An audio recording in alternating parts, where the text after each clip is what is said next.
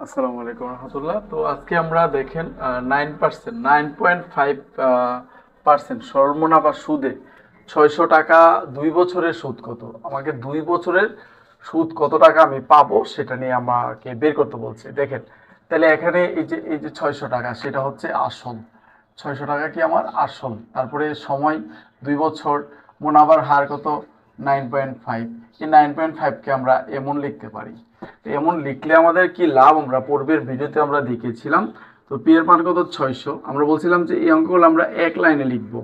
তাহলে এই যে দেখেন 600 গুণন কত বলেন তো?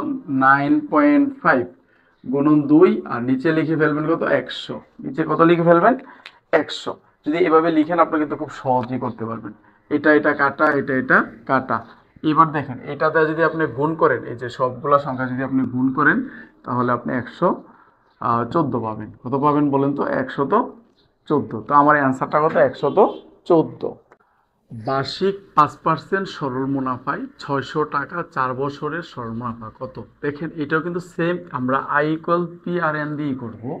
তো এখানে আমাদের যে দেখেন আসল আসল পি মানে কত? 600 টাকা, ঠিক আছে। আর সময় এন সমান সমান কত? 4 বছর। আর মুনাফার হার 5%।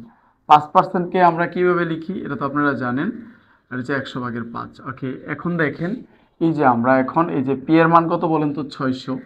খুব সহজভাবে আমরা করতে পারবো। এন এর মান হতে 5 লিখবো আর নিচে কত? 100 লিখে দেবো। এভাবে লিখলে আমরা খুব দ্রুত এমসিকিউটার অ্যান্সারটা বের করতে পারবো। দেখেন, তাইলে দেখেন আমি বুঝাচ্ছি দিকে আপনারা কিন্তু কয়েক সেকেন্ডেই বের করতে পারবেন।